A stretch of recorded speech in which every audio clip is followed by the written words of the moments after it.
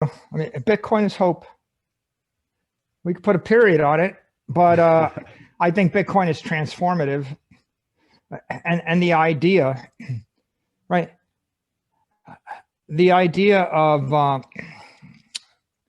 a true monetary network is a transformative idea, a very big idea, and I think that people can get worn down in the traditional system, and a lot of times when they come through that portal and their eyes open and they start to see the world differently, it kind of is inspirational.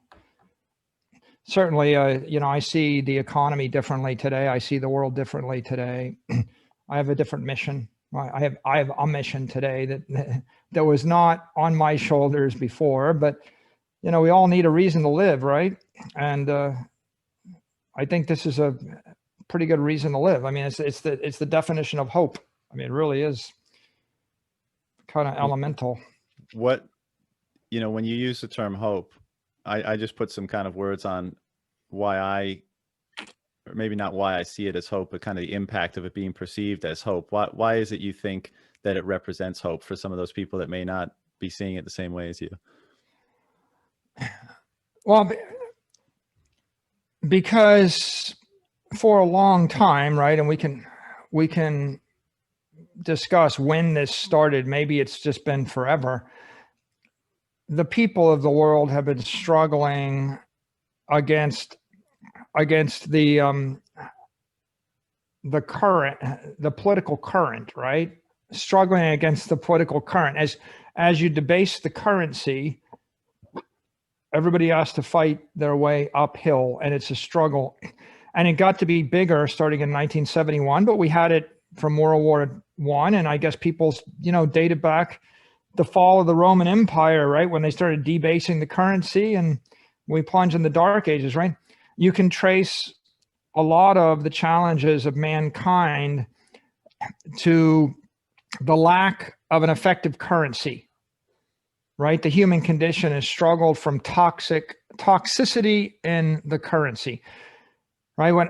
If Bitcoin is perfected or engineered monetary energy, Thomas Edison gave us electrical energy, and John D. Rockefeller gave us chemical energy. And the human condition has been dramatically elevated by chemical energy, electrical energy, and the by the way, antibiotics, you could think of them, as biological energy. If you think about what's the impact of antibiotics, well, we go from living 50 years in 1900 to living 70 years in 1950. Okay, so did antibiotics matter? Well, if you wanted to live an extra 20 years, it mattered. Does electricity matter? Pretty obvious, right? There's no city on Earth without electricity. There's no skyscraper. Does oil matter? Absolutely. I mean, John D. Rockefeller drove down the cost of energy by a factor of 10,000 on the entire human civilizations based upon oil. If one man did more, right, it's hard to figure out who could have done more than that. So the humans have struggled under toxic, defective monetary energy for thousands of years. Right, gold was defective. It was defective before 1933 when Roosevelt seized it. It's always been defective. It was the least defective. I'm reminded that well-meaning physicians bled George Washington to death. Right, they bled him to death. Right, because blood was toxic, and so they bled him out. And it just makes, and that's why we don't really like politicians, right, to make decisions about blood transfusion. And so if we look through the history of man, elevation of the human condition has always been a function of engineering breakthroughs. When we got fire, that elevated us above the animals. That type of energy, and all of the other breakthroughs were aqueducts channel gravitational energy. right?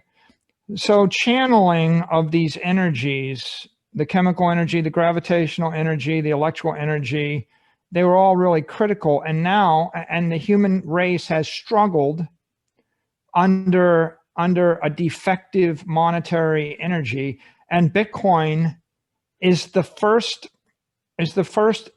true perfected monetary energy system that we managed to create. And it's not, people say it's a discovery. It's not quite a discovery, not in my opinion. I think it's an invention. It's like, for example, when we created AC current and we managed to electrify an entire city, right? That the breakthrough wasn't the discovery of electricity. If you got struck by lightning, you discovered electricity.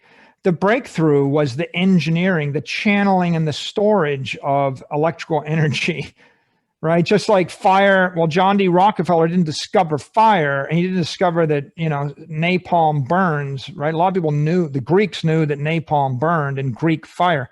He didn't discover it.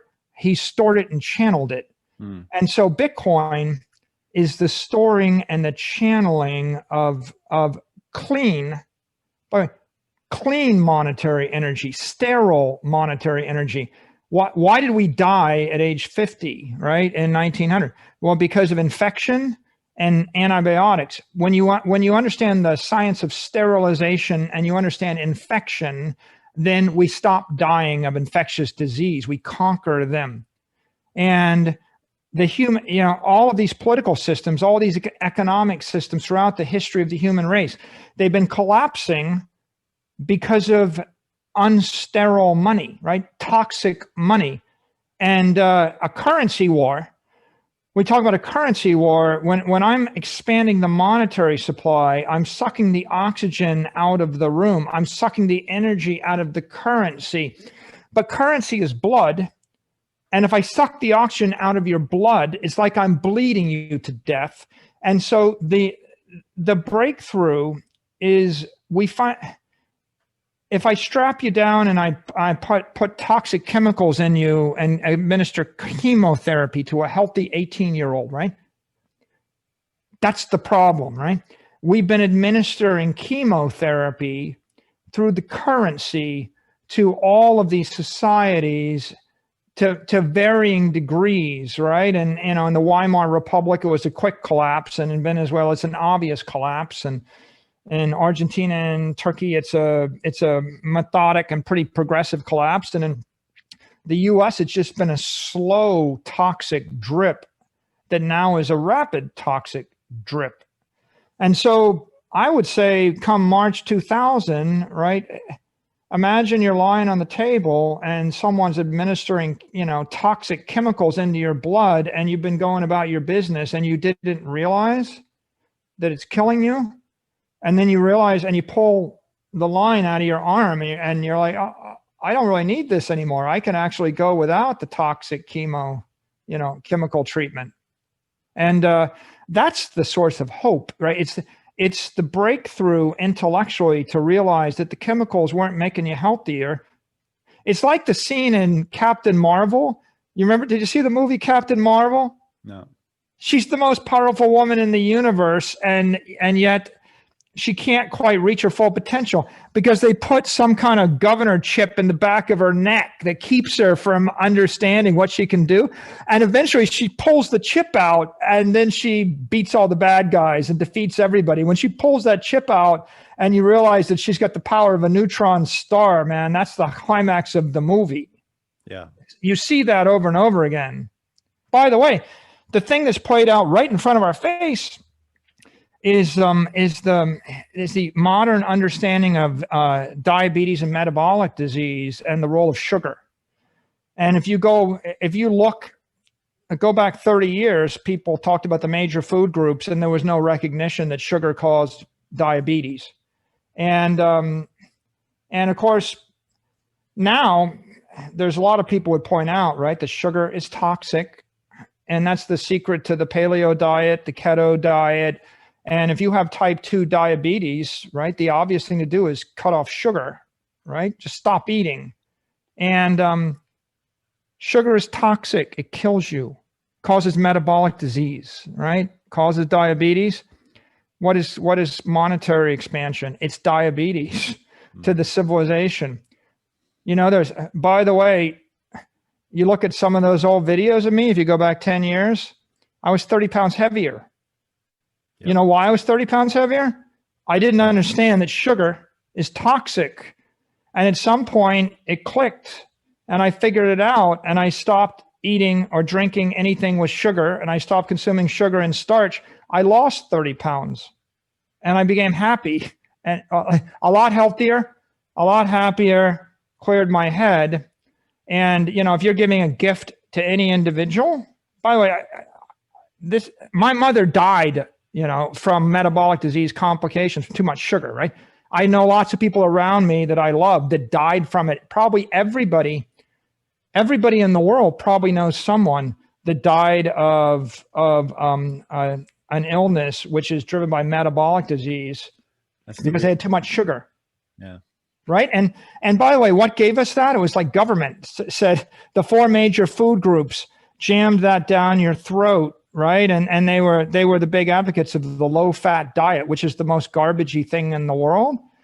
So if we were having a discussion of something changing the civilization, I would say, take sugar out of your diet will change the civilization. You'll live 10 years longer.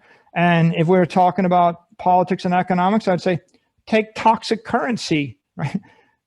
Replace the toxic currency with pure, clean monetary energy, right? It's the same thing. That's why it's so critical spiritually and from a health point of view and to the civilization. And that's why it's a source of hope.